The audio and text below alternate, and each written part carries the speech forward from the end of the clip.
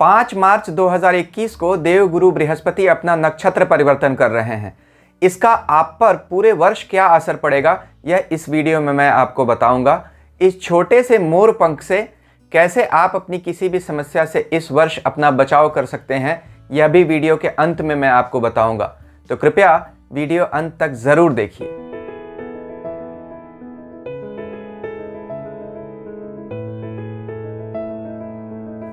ओम नमः शिवाय। मैं अंशुमान आपका स्वागत करता हूं। देवगुरु बृहस्पति धनिष्ठा नक्षत्र में 5 मार्च 2021 को जाने वाले हैं और वहां वह 22 मई 2021 तक रहेंगे, जिस दिन वह शतभिषा नक्षत्र में चले जाएंगे। फिर वह 20 जुलाई 2021 को वापस इस धनिष्ठा नक्षत्र में आ जाएंगे और पूरे वर्ष इसी नक्षत्र में रहेंगे। तो अभी से देखा जाए तो लगभग साल के अंत तक 2 महीनों को छोड़कर लगभग बृहस्पति देव पूरे वर्ष इस नक्षत्र में रहने वाले हैं। इस नक्षत्रवास का बृहस्पति का आप पर यानी सभी राशियों पर क्या असर पड़ेगा, यही इस वीडियो में मैं आपको विस्तार से बताऊंगा। और अगर कुछ राशि वालों को कोई तकलीफ आने वाली है तो उससे किस उपाय से हम बच सकें, वह भी इस वीडियो में मैं आपको बताऊंगा। देखिए, बृहस्पति के मित्र मंगल का नक्षत्र है धनिष्ठा, यानी धनिष्ठा नक्षत्र के स्वामी मंगल हैं। तो अच्छी बात यह है कि बृहस्पति अपने मित्र के नक्षत्र में जाने वाले हैं। सभी राशि वालों के लिए लगभग अच्छा ही रिजल्ट रहेगा, लेकिन कुछ राशि वालों को कुछ परेशानियां भी आ सकती हैं घरेलू मोर्चों पर। ख़ास तौर पर वो राशियां कौन सी होंगी उनके बारे में भी मैं आपको बताऊंगा, और क्या उपाय है यह तो ज़रूर बताऊंगा ही। तो इस वीडियो को मैंने कुछ हिस्सों में बांट दिया है। जैसे सबसे पहले हम देखेंगे यह धनिष्ठा नक्षत्र क्या है, फिर देखेंगे बृहस्पति इस धनिष्ठा नक्षत्र में जाने पर क्या फल देते हैं, फिर देखेंगे कि सभी राशियों के लिए बृहस्पति इस नक्षत्र में जाने पर क्या फल देंगे, और वीडियो के अंत में देखेंगे कि उपाय क्या हो सकते हैं। अगर कुछ तकलीफ आ रही है तो किस देवता की कैसे आराधना करें या क्या उपाय करें जिससे हमें तकलीफ़ों से बचाव हो सके। तो वीडियो मैं आपको यह ज़रूर कहूँगा कि आप पूरा देखिए, लेकिन फिर भी अगर आपको सिर्फ अपना राशिफल सुनना है और उपाय ही सुनने हैं तो वीडियो के शुरू के कुछ हिस्सों को आप छोड़कर आगे बढ़ सकते हैं। लेकिन मैं आपसे ज़रूर रिक्वेस्ट करूंगा कि बृहस्पति के धनिष्ठा नक्षत्र में होने का और धनिष्ठा नक्षत्र का स्वयं के गुण का आपको जानना आवश्यक है। तभी आप की राशि पर क्या असर पड़ेगा और उपाय आपको क्यों और कैसे करना चाहिए, यह पूरी तरह से आप समझ पाएंगे। तो आइए शुरू करते हैं। सबसे पहले देखते हैं यह धनिष्ठा नक्षत्र क्या है। देखिए, धनिष्ठा नक्षत्र मकर राशि में और कुंभ राशि में आता है। एक नक्षत्र 13 डिग्री 20 मिनट का होता है। अब देखा जाए तो बृहस्पति का यह नक्षत्र गोचर मंगल के नक्षत्र में होने वाला है, यानी धनिष्ठा नक्षत्र के मालिक मंगल हैं। मकर राशि के 23 डिग्री 20 मिनट से लेकर कुंभ राशि के 6 डिग्री 40 मिनट तक यह धनिष्ठा नक्षत्र आता है। यानी इस नक्षत्र का विस्तार 2 राशियों में है और वह दोनों ही शनि की राशियां हैं। देखिए, मकर राशि भी शनि की राशि है और कुंभ राशि भी शनि की है, लेकिन मकर राशि पृथ्वी तत्व की राशि है और यह वही राशि है जिसमें मंगल उच्च के होते हैं। तो यह राशि तो मंगल को पसंद है, इसलिए धनिष्ठा का यहाँ होना मंगल को अच्छा लगता है, यानी यह मंगल का प्रिय नक्षत्र है।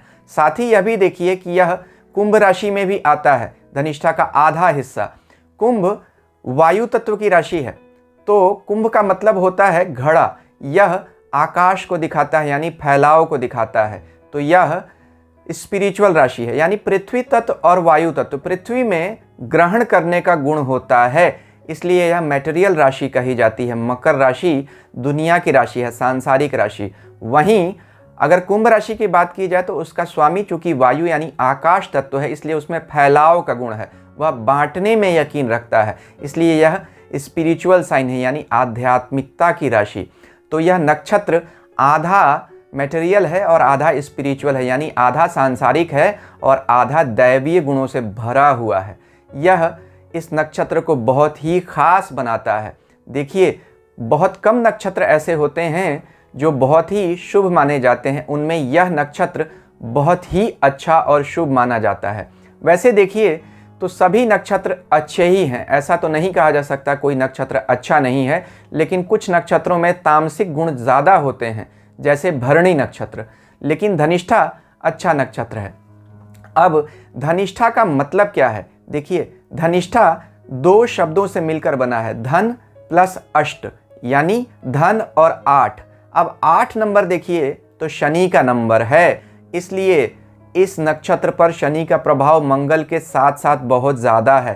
कारण यह भी है कि यह नक्षत्र ही शनि की दोनों राशियों में आता है। धनिष्ठा नक्षत्र के देवता अष्ट वसु हैं। पृथ्वी, जल, अग्नि, आकाश, वायु, सूर्य, चंद्र और नक्षत्र में ध्रुव तारा, इनके रूप में सृष्टि के संतुलन का भार इन अष्ट वसुओं के ऊपर है। ऋग्वेद में भी इन्हें इंद्र का सहायक कहा गया, जो सृष्टि संतुलन में इंद्र की सहायता करते हैं। अगर हम बृहदारण्यक उपनिषद की बात करें, वहाँ भी इनकी चर्चा आती है। महाभारत में भी अष्टवसुओं की चर्चा आती है, जो वशिष्ठ ऋषि के श्राप के कारण धरती पर गंगा पुत्र के रूप में जन्मे थे, जिनमें भीष्म पितामह अंतिम वसु थे, जिन्हें लंबे समय तक धरती पर रहना पड़ा और अपने श्राप का फल भोगना पड़ा। इसलिए वसुओं के ऊपर सृष्टि संतुलन की जिम्मेदारी भगवान ने दी है।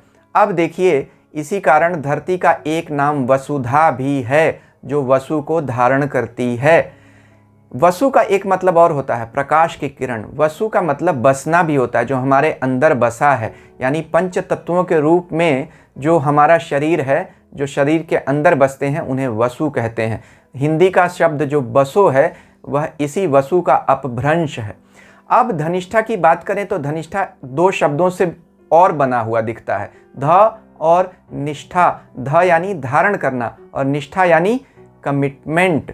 तो आप देखिए, यह दो शब्द जो हैं वह क्या बताते हैं इस धनिष्ठा नक्षत्र के बारे में। निष्ठा से भीष्म पितामह की निष्ठा याद आती है। उन्होंने एक बार जो वचन ले लिया था कि मैं विवाह नहीं करूंगा, उसका पूरे जीवन पालन किया। इसलिए धनिष्ठा नक्षत्र वाले जिस बात पर एक बार अड़ जाते हैं, जिस बात का एक बार विचार कर लेते हैं, उस पर टिके रहते हैं। यह धनिष्ठा का हायर रेजोनेंस है, यानी उच्च स्तर पर धनिष्ठा नक्षत्र ऐसे ही कार्य करता है। वैसे भी देखिए तो ध यानी धारण करना मंगल का गुण है। मंगल धरती पुत्र है ना, धारण करता है। और शनि निष्ठा है, शनि डिसिप्लिन है। तो नक्षत्र मंगल का है और राशि शनि की है, इसलिए इसमें मंगल और शनि के गुण पाए जाते हैं। और यह अच्छा गुण होता है जब धनिष्ठा नक्षत्र जिनका अच्छा होता है, अच्छी राशियों में है, यानी जो अच्छे ग्रह हैं वो इस राशि में बैठे हैं, तो यह अच्छा फल देता है। अब आप एक और चीज़ देखिए, शास्त्रों में इन्हें कहीं कहीं श्रविष्ठा भी कहा गया। इसका नाम श्रविष्ठा का मतलब दो होता है, प्रसिद्ध यानी फेमस और सुनना। अब प्रसिद्ध की बात की जाए तो देखिए, यह अधिकार दिलाने वाला नक्षत्र है। जाहिर सी बात है, काल पुरुष कुंडली के 10वें और 11वें भाव में यह नक्षत्र आता है। 10वां यानी कर्म स्थान और 11वां यानी लाभ स्थान, पैसे का। तो यानी आपके कर्म की ऊंचाई, यानी अधिकार प्राप्ति और पैसा। तो जिसके पास अधिकार और पैसा है वह जाहिर सी बात है समाज में प्रसिद्ध होगा ही होगा। इसके साथ साथ यह भी देखिए कि यह सुनने को भी दिखाता है। श्रविष्ठा मतलब सुनना होता है, इसलिए इसके दो सिंबल होते हैं, मृदंग और बांसुरी। इसलिए इसके दो देवता भी कहे गए, शिवजी और विष्णु भगवान, नटराज शिव और रसराज कृष्ण। इसलिए अगर आप धनिष्ठा नक्षत्र से किसी तरह से आपको तकलीफ आ रही है, तो आपको इन दोनों देवताओं की कैसे पूजा करनी है वह इस वीडियो में मैं आपको बताऊंगा। लेकिन यही दो महादेव और श्री विष्णु हैं जिनकी पूजा से हम कष्टों से मुक्ति पा सकते हैं। अब आप देखिए, जब जिसका धनिष्ठा नक्षत्र अच्छा होता है तो क्या करता है, भरण पोषण करता है, अपने पूरे परिवार की रक्षा करता है। जैसे भीष्म पितामह ने अपने पूरे परिवार की रक्षा करते रहे, जो एक संकल्प लिया था कि मैं अपने पूरे परिवार की रक्षा करता रहूँगा। यह इनकी सबसे अच्छी बात होती है, यह इनका गुण होता है। वैसे भी देखिए तो मंगल सेना है और शनि सेवा है, यानी सेना जो हमारी रक्षा करती है और सेवक जो हमारी सेवा करते हैं। तो इसमें मंगल और शनि के गुण हैं, यह बड़ी अच्छी बात है। अब अगर कमी देखिए तो क्या कही जाएगी धनिष्ठा नक्षत्र की। ऐसे लोग जिद्दी होते हैं, जो बात एक बार ठान लेते हैं वह ठान लेते हैं। जैसे भीष्म पितामह ने एक बार जो ठान ली कि शादी नहीं करूंगा और राजगद्दी के प्रति वफादार रहूँगा, चाहे उस पर दुर्योधन ही क्यों न बैठा हो। तो गलत अधर्म के पक्ष में भी जाकर खड़े हो गए अपनी एक जिद के कारण। वैसे भीष्म पितामह इतने महान थे, लेकिन उनकी इस एक कमी के कारण आज भी उन्हें कहा जाता है कि द्रौपदी की जब वस्त्र हरण हो रहा था वह कुछ नहीं बोले। यही इस नक्षत्र के लोगों की समस्या होती है, जिस बात पर अड़ जाते हैं चाहे वह गलत ही हो, उसी पर टिके रह जाते हैं। यह शादी के लिए अच्छा नक्षत्र नहीं होता है, इसीलिए ब्रह्मचर्य या सेलिबेसी इस नक्षत्र से देखते हैं। जैसे भीष्म पितामह ने शादी नहीं की, वैसे भी देखा जाए तो मंगल मांगलिक बनाता है और शनि का 7वें यानी विवाह के स्थान से किसी तरह का कोई कनेक्शन शादी के लिए, शादीशुदा जिंदगी के लिए अच्छा नहीं होता है। तो मंगल का नक्षत्र और शनि की राशि शादी के लिए अच्छी नहीं है। तो अगर आपके गोचर में या आपकी दशाओं में या आपकी कुंडली में इस नक्षत्र का कोई भी कनेक्शन अगर आपके 7वें स्थान से बन रहा है, तो आप अपने शादीशुदा ज़िंदगी को लेकर विशेष रूप से सावधान हो जाइए। घमंडी भी ऐसे लोग हो जाते हैं, क्योंकि जब अधिकार मिल जाएगा, धन मिल जाएगा और आपका मंगल और शनि अगर आपकी कुंडली में अच्छे नहीं हैं, तो धनिष्ठा नक्षत्र भी लोअर रेजोनेंस पे ऑपरेट करने लगेगा, लोअर हार्मोनिक्स, लोअर फ्रीक्वेंसी पे। यानी तब इस नक्षत्र के बुरे गुण भी आपको मिलेंगे। बुरा गुण क्या है? जिद और सब कुछ मेरा ही है, मैं सब कुछ इकट्ठा कर लूँ, किसी और को कुछ न दूँ, यह बोलने की और यह देखने की उनकी जो इच्छा होती है। तो धनिष्ठा नक्षत्र के लोग दूसरों की चीज़ें छीन लेने में भी यकीन रखते हैं। मंगल और शनि के गुण ऐसे ही होते हैं। तुलसीदास जी ने भी कहा, प्रभुता पाहि को न मद माही। तो यह धनिष्ठा नक्षत्र के बारे में थोड़ी सी जानकारी मैंने दी। वैसे यह नक्षत्र के बारे में बहुत कुछ कह सकते हैं, लेकिन यह इस वीडियो का टॉपिक नहीं है। अब देखते हैं कि बृहस्पति इस धनिष्ठा नक्षत्र में क्या परिणाम देते हैं राशियों को और उनका क्या उपाय हो सकता है, यह वीडियो में हम आगे कवर करते हैं। एक निवेदन आपसे कर दूं, अगर आपको मेरा यह वीडियो अभी तक पसंद आ रहा है तो कृपया मेरे चैनल को सब्सक्राइब कीजिए और सब्सक्रिप्शन बटन के साथ लगी घंटी को ज़रूर दबा दीजिए, ताकि मेरे लेटेस्ट वीडियोज़ की नोटिफिकेशंस आपको समय पर मिलती रहें। तो आइए देखते हैं कि बृहस्पति जब इस मंगल के धनिष्ठा नक्षत्र में रहते हैं तो वह कैसा परिणाम देते हैं। देखिए, बृहस्पति के सबसे बड़े मित्र हैं मंगल। क्यों? बृहस्पति की राशि धनु है। धनु से पहले कौन सी राशि आती है? वृश्चिक। बृहस्पति की दूसरी राशि मीन है। मीन के बाद कौन सी राशि आती है? मेष। यानी मंगल इतने बड़े बृहस्पति के मित्र हैं कि उनकी दोनों राशियों के आगे पीछे रहते हैं। इसी तरह से अगर देखिए तो बृहस्पति किस राशि में सबसे ज़्यादा कमज़ोर होते हैं? मकर राशि में। इस राशि में वह नीच के होते हैं। इसके बाद इस राशि से निकाल कर अगली राशि में ले जाने की जिम्मेदारी किस नक्षत्र की होती है? धनिष्ठा नक्षत्र की। क्योंकि धनिष्ठा क्या है? आधा मकर में और आधा कुंभ में है। कुंभ में बृहस्पति सहज हो जाते हैं। ज्योतिष के कुछ ग्रंथ कहते हैं कि कुंभ में बृहस्पति कर्क की तरह फल देते हैं, यानी उच्च के बृहस्पति की तरह का फल देने लगते हैं। क्यों? क्योंकि कुंभ क्या है? कुंभ में जल होता है। कर्क क्या है? जल है। कर्क जल राशि है ना। तो कुंभ में कब आते हैं बृहस्पति? हर 12वें साल में जब बृहस्पति कुंभ राशि में आते हैं, तभी तो महाकुंभ लगता है। इस घटना का क्या रिलेशन है महाकुंभ का अमृत से? अमृत की जब बूंदें धरती पर गिरी थीं, उस समय बृहस्पति कुंभ राशि में ही थे। उसी याद में यह उत्सव मनाया जाता है, महाकुंभ, हर 12 वर्ष में। यानी कहने का मतलब कि कुंभ राशि में बृहस्पति उच्च जैसा फल देते हैं और उस कुंभ में ले जाने का काम धनिष्ठा नक्षत्र को होता है। यानी मंगल के नक्षत्र में बैठकर बृहस्पति अपनी नीच राशि से निकलकर अपनी अच्छी राशि में जाते हैं। इसलिए बृहस्पति को यह नक्षत्र अत्यधिक पसंद है। तो यह एक छोटा सा उदाहरण मैंने आपको बताया कि बृहस्पति को यह नक्षत्र क्यों पसंद है। अब देखते हैं कि बृहस्पति इस साल राशियों को क्या फल देने वाले हैं।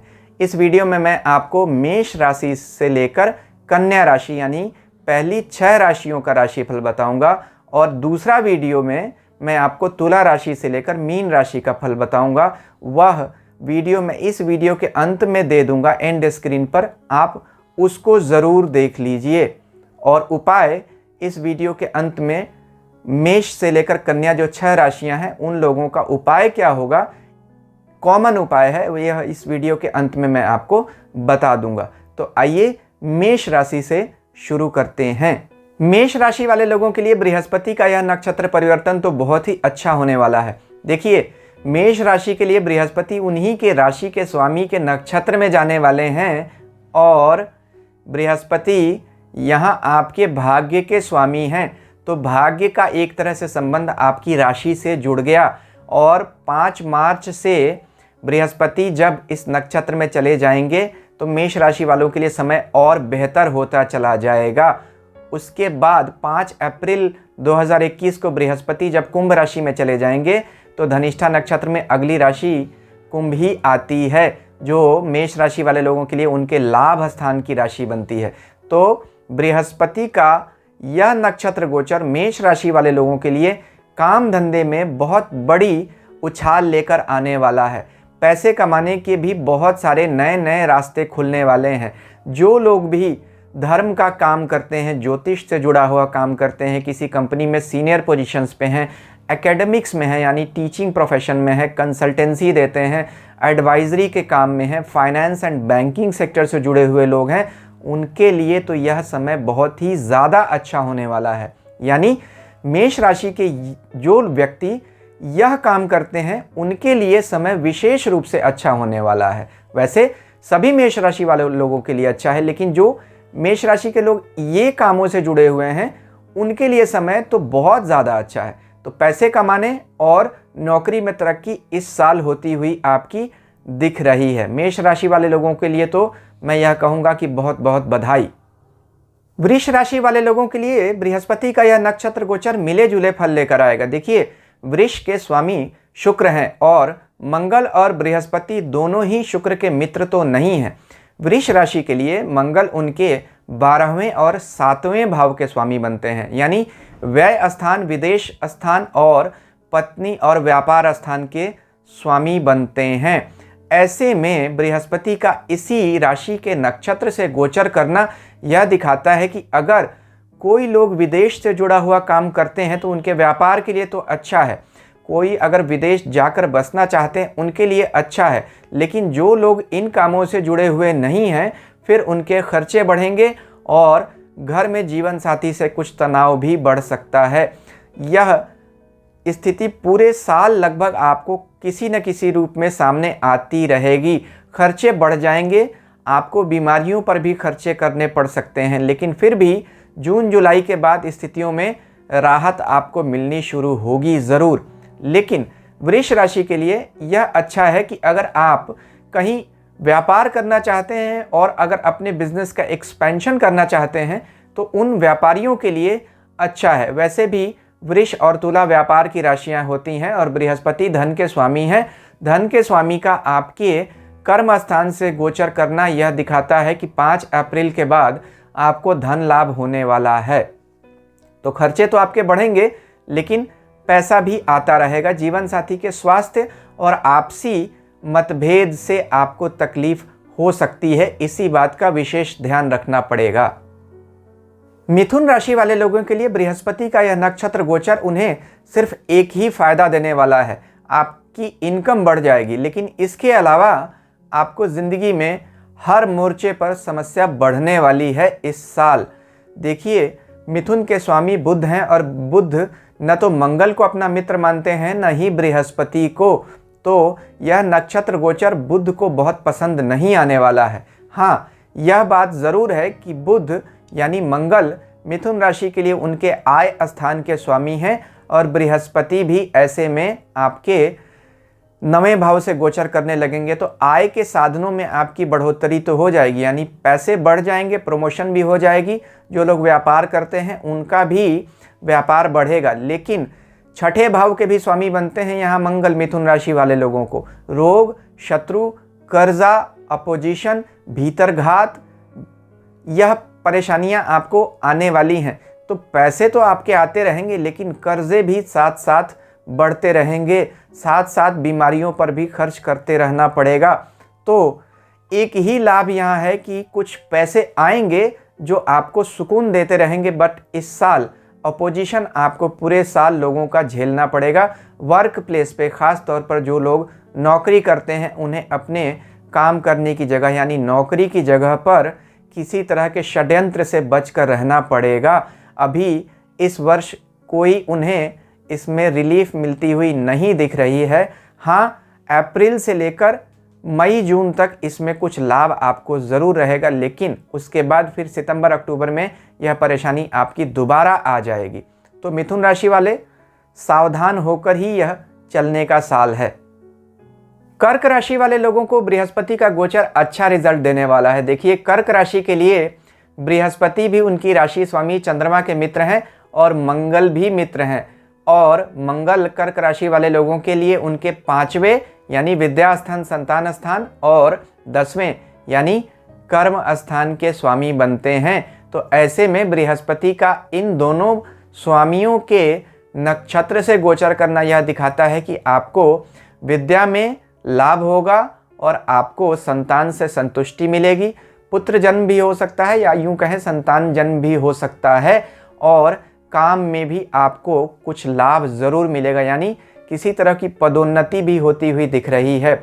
दूर देश की यात्रा भी दिखती है इस साल कर्क राशि वाले लोगों को, खास तौर पर जब बृहस्पति 8वें भाव से गोचर करने लगेंगे आपके, जो कि अप्रैल से होगा, तब यह दूर देश की यात्रा और ज़्यादा होगी काम के सिलसिले में। जो लोग ध्यान साधना से जुड़ना चाहते हैं उनके लिए तो मानो यह साल बहुत ही अच्छा है। तो आप धनिष्ठा नक्षत्र के आध्यात्मिक पहलू का जितना अधिक लाभ लेना चाहते हैं, इस वर्ष आपकी तरक्की उतनी ही अधिक हो सकती है। तो संसार और आध्यात्म दोनों ही क्षेत्रों में इस साल कर्क राशि वाले लोगों को बृहस्पति का यह गोचर अच्छी सफलता दिलाने वाला है। सिंह राशि वाले लोगों को भी बृहस्पति का यह नक्षत्र गोचर अच्छे रिजल्ट्स देने वाला है। देखिए, सिंह राशि के स्वामी सूर्य के तो दोनों ही मित्र हैं, यानी धनिष्ठा नक्षत्र के स्वामी मंगल और बृहस्पति, तो दोनों ही मित्रों का आपकी राशि से अच्छे भावों से गोचर करना यह दिखाता है कि आपको लाभ होगा। यानी सिंह राशि वाले लोगों के लिए मंगल उनके 4थे और 9वें भाव के स्वामी बनते हैं। 4था भाव सुख स्थान और 9वां भाव भाग्य स्थान। और ऐसे में बृहस्पति का इन्हीं दोनों स्थानों के स्वामी के नक्षत्र से गोचर करना, और वह भी केंद्र स्थान से यानी आपके 7वें भाव से, जहां वह 5 अप्रैल को आ जाएंगे, यह दिखाता है कि आपको लाभ ही लाभ होगा। इस साल बृहस्पति आपको अच्छा फायदा देने वाले हैं। आपकी किस्मत से आपके जीवन साथी की भी तरक्की होगी, आपकी स्वयं की तरक्की के अलावा, यानी आपका भाग्य आपको इस साल पूरी मदद देता रहेगा। सिंह राशि वालों, जो लोग व्यापार करते हैं उनके लिए तो विशेष रूप से अच्छी स्थिति बनती है। जो लोग नौकरी पेशा लोग हैं उनके लिए कहीं विदेश में अगर जाकर नौकरी ढूंढना चाहते हैं तो यह अच्छा समय दिखता है, या ऐसी किसी कंपनी से जुड़ सकते हैं जो MNC हो यानी मल्टीनेशनल कॉरपोरेशंस या कंपनीज हों, उनमें भी नौकरियां मिल सकती हैं इस साल सिंह राशि वाले लोगों को। सिंह राशि वाले लोगों के लिए मैं इतना ज़रूर कहूँगा कि यह साल आपके लिए बदलाव का साल है और यह बदलाव अच्छा ही होने वाला है। आपकी किस्मत से आपके जीवन साथी की किस्मत में भी उछाल होगा। तो समय अच्छा है सिंह राशि वाले लोगों को। कन्या राशि वाले लोगों के लिए बृहस्पति का यह नक्षत्र गोचर उनकी तकलीफें बढ़ाने वाला है। मंगल जो धनिष्ठा नक्षत्र के स्वामी हैं, वह कन्या राशि वाले लोगों के लिए उनके 3रे और 8वें भाव के स्वामी बनते हैं।